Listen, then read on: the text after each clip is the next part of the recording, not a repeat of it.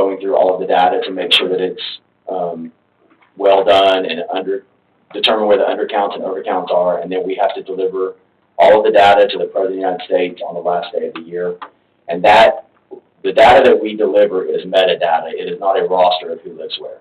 And so it's not going to be handed over to immigration services. It's not going to be handed to apartment managers, because some people would fill out a lease agreement for 2 people, but 9 people will live there, and they're worried they're going to get kicked out because they're breaking the lease. It is just metadata of generally these are the people who live in these areas, these are their ages, these are their races, these are their ethnicities, that sorts of things. So, is there a crime not to do that? It is technically against the law, but there's no one that has ever been prosecuted for that. Well, I say that for a scam that people are trying to scare people. You have to answer my question, or you're going to jail. That's probably not going to come up in that. That would not be something that we would say, no, sir. Yeah, okay. So if they're saying that, that's inaccurate. And there have been some inaccuracies out there. We do have an email address that they just released yesterday, I believe it is, for our partners and cities and other organizations, that they can send in a rumor that they have heard, and they'll get an answer back of whether it's true or not. And I can provide that to you.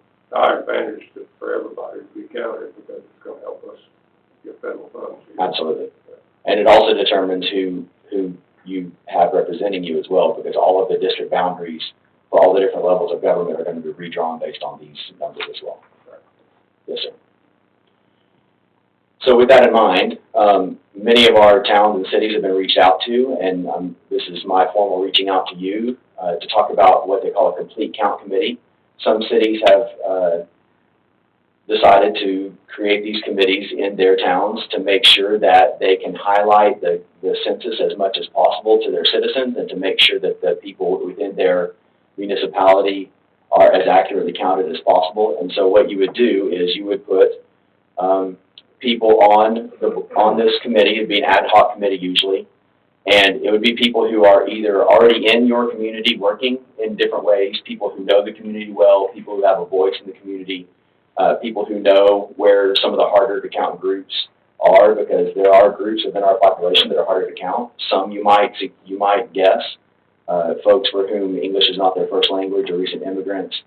But there are others you might not think about. College students, renters, children under 5 were undercounted by 1 million children in 2010. And that makes an enormous difference if you think about this for 10 years. So, what do you do about, like, the homeless, since you're doing everything by address? Yes, sir. So homeless are actually being counted in a couple of months, but it's a little different process called group quarters. And that also includes homeless shelters, it includes nursing homes, it includes college dormitories, it includes prisons, all of those sorts of kind of one-off places, group places, yes, sir. Some of you may be aware of the HUD count of the homeless. It happens on the 3rd Thursday of every year, the point-in-time count that they do for federal funding, and that's usually done by volunteers. We're basically doing the exact same count 2 months later, but because of the confidentiality of the information, we have to have staff people who do it, and so we can't use the HUD information they do in January. But we will be working with local law enforcement, because many times those are the folks who know where the unsheltered homeless are in our communities.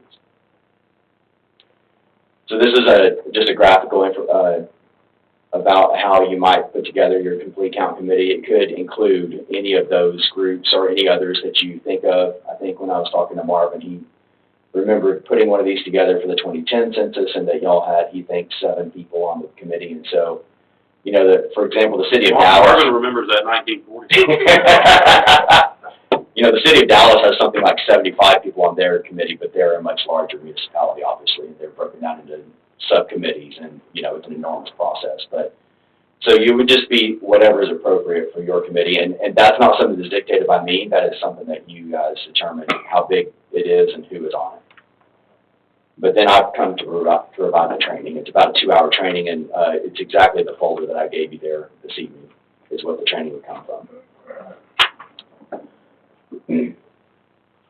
So this map is where you get your marching orders as a complete count committee. This is our response outreach area mapper, or ROAM, as we love acronyms in the Census Bureau.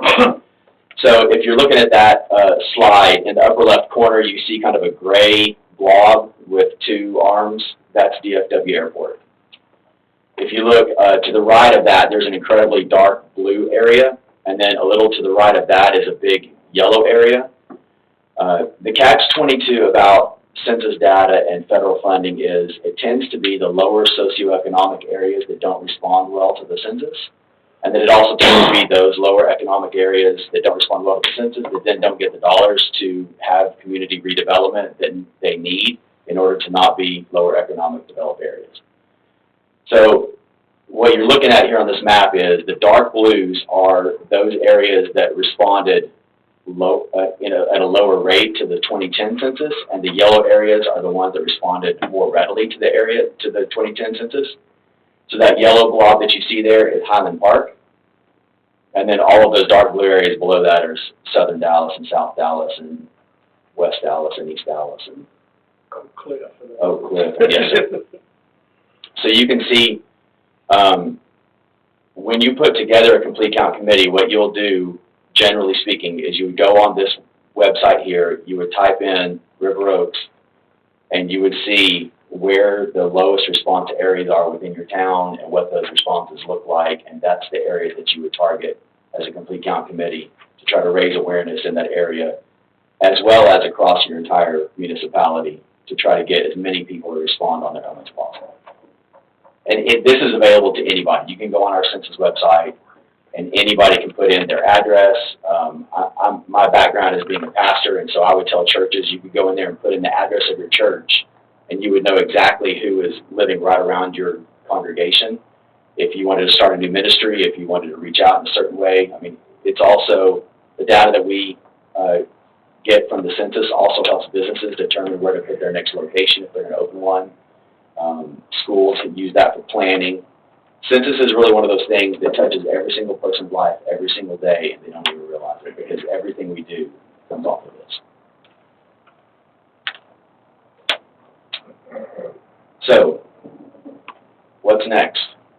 It's not quite 2018 or 2019 anymore. We're up to 2020 now, but complete count committees receive 2020 census training.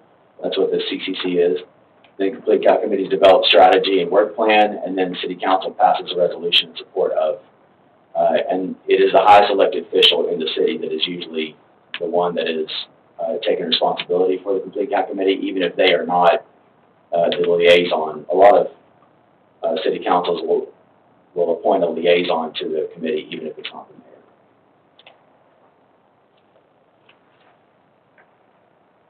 So that's what I was saying there. About 1 million children were undercounted in 2010.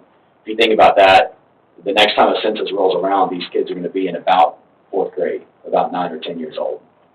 And so they've taken all that time that they're using resources, whether that's roads or schools or free and reduced lunch, food stamps, whatever it is. And so we want to make sure that we get the money where the people are to make sure that the resources are there for the ones that need it.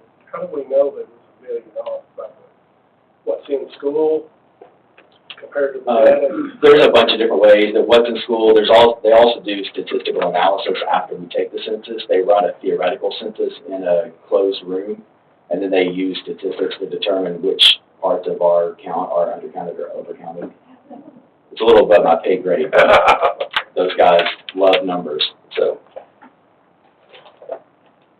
as I said, right now we are hiring a lot of people. We need an enormous number of people to apply for jobs. They think because we're trying to hire 500,000, we need about 2.5 million applicants because it takes about 5 applicants per to actually fill a job because of different reasons. And with our incredibly tight job market, they've upped the starting pay 3 times already to try to get more applicants. And so at least the first week of December, we were at 1.5 million or 1.7 million applicants, and they want to get at 2.5 million applicants across the country. So we are recruiting thousands and thousands of people literally a week, even here in our region.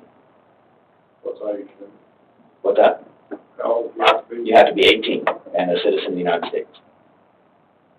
They are working on a waiver to not have to be a citizen